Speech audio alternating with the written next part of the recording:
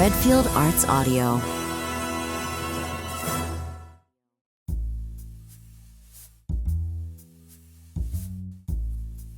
After 20 Years by O. Henry.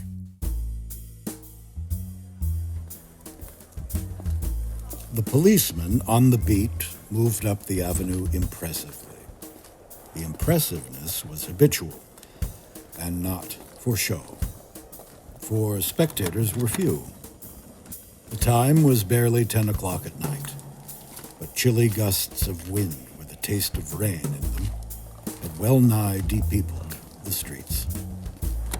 Trying doors as he went, twirling his club with many intricate and artful movements, turning now and then to cast his watchful eye adown the Pacific thoroughfare, the officer, with his stalwart form and slight swagger, made a fine picture of a guardian of the peace.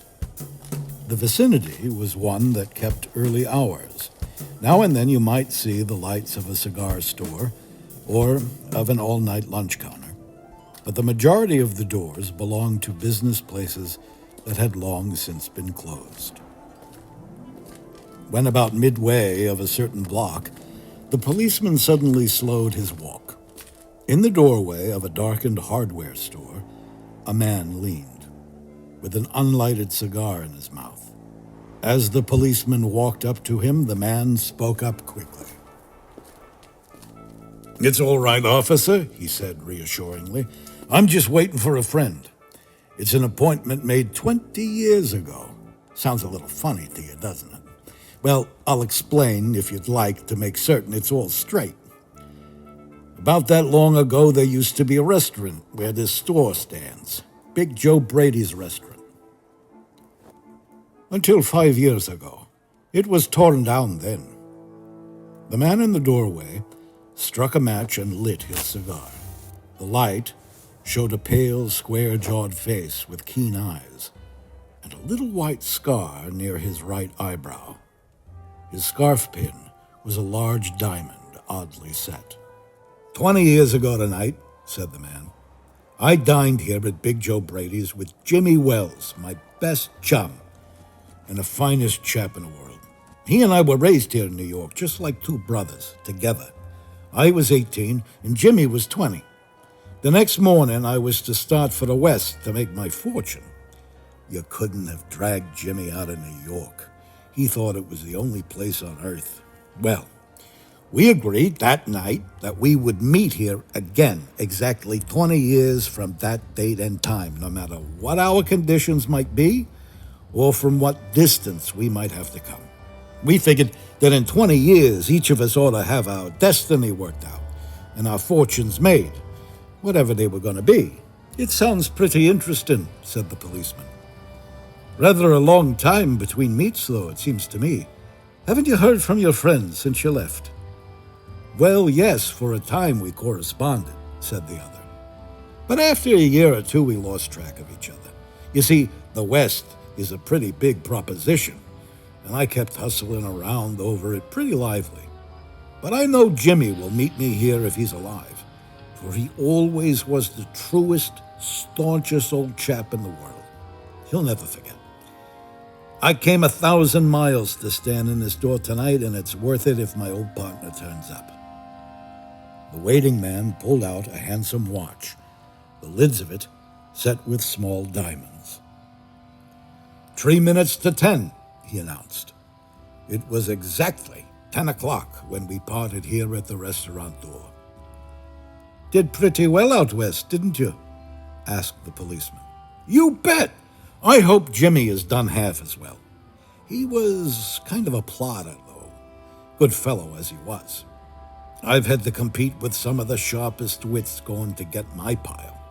A man gets in a groove in New York. It takes the West to put a razor edge on him." The policeman twirled his club and took a step or two. "I'll be on my way. Hope your friend comes around all right. Going to call time on him sharp?" "I should say not," said the other. "I'll give him half an hour at least. If Jimmy is alive on Earth, he'll be here by that time. So long, officer." "Good night, sir," said the policeman, passing along his beat. trying doors as he went. There was now a fine, cold drizzle falling, and the wind had risen from its uncertain puffs into a steady blow. The few foot passengers astir in that quarter hurried dismally and silently along with coat collars turned high and pocketed hands. And in the door of the hardware store, the man who had come 1,000 miles to fill an appointment, uncertain almost to absurdity, with the friend of his youth, smoked his cigar and waited.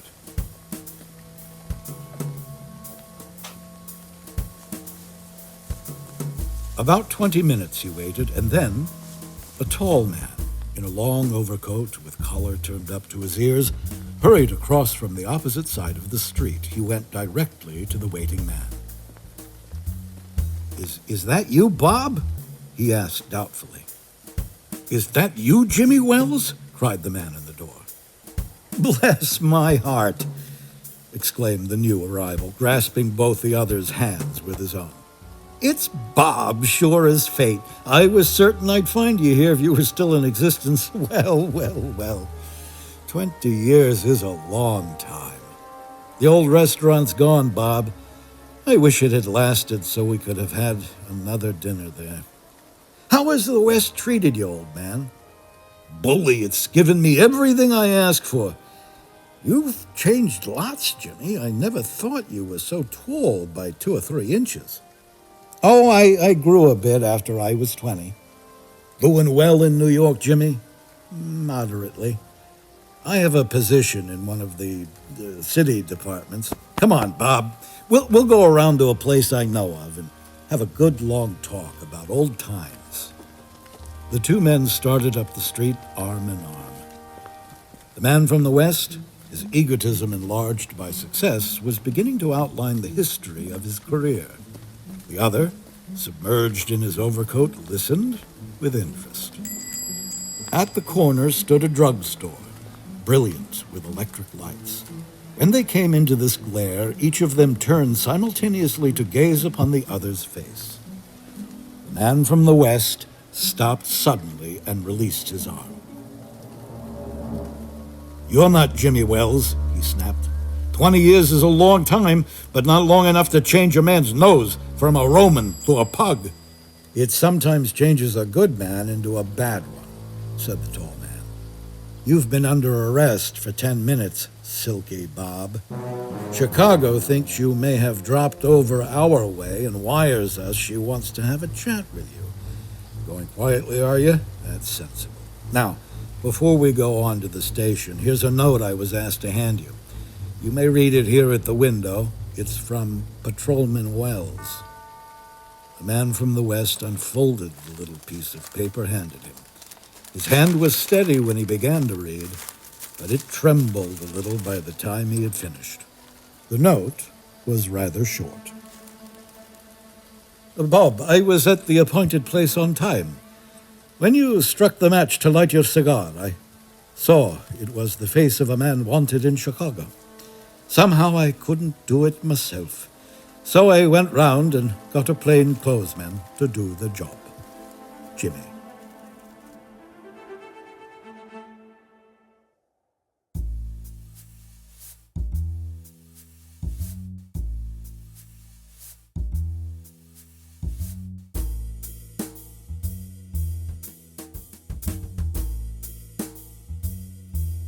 After 20 Years by O. Henry.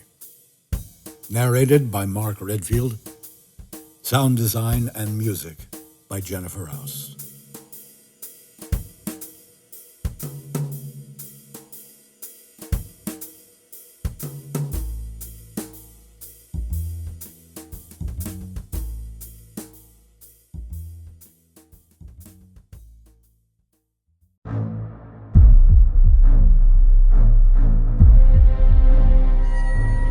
Thousand injuries of Fortunato I had borne as best I could, but when he ventured upon insult, I vowed revenge.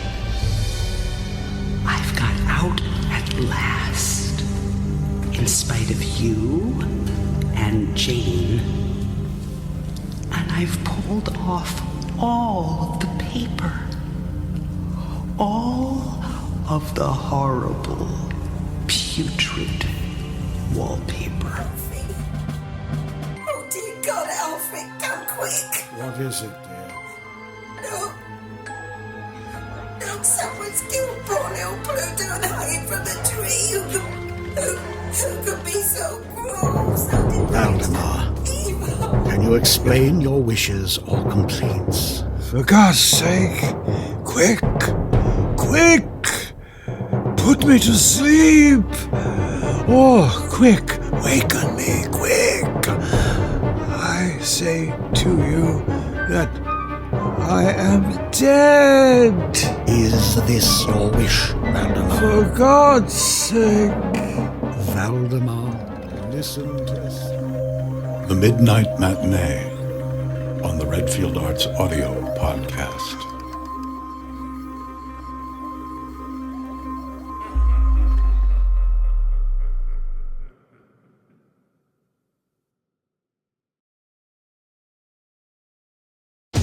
Redfield Arts Audio. Redfield Arts Audio presents Monster Mark Wheatley's Frankenstein Mobster. The most amazing story of crime ever told. Starring Daniel Roebuck, You! Twitch Randall! And hide! He did it right here! You murdered me! Debbie Rashan, My name is Terry Todd, Detective Terry Todd. My father was a good man, a good cop. and Mark Redfield. Quiet, Smiley. We don't sell talismans in the dead end, no matter what they'll pay. You don't want any monsters to reap talisman benefits, now do we, son? Monstro City, where monsters live and mobsters rule. Gentlemen, what you see before you, this sleeping giant swathed in bandages that I have named Frankie, what your eyes see are 4 dead men. A mad scientist created a better mobster, the Frankenstein Mobster.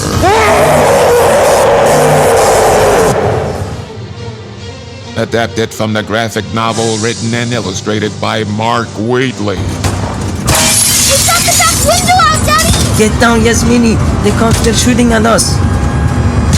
I can't see. Who is that hanging out the cop car window? One of him, and better than 20 of us. It seems I'm neither a monster or mobster. Stop! He helped Jerry! See this? Is that what I think it is? Talisman? I can get you one. I got sauces. Well, they're illegal. It's a good luck charm. An illegal good luck charm. Cos, how the hell did you get tipped off about this? Are you okay? I think so. Can you run? I think so. Run! Original music score and sound design by Jennifer Rouse.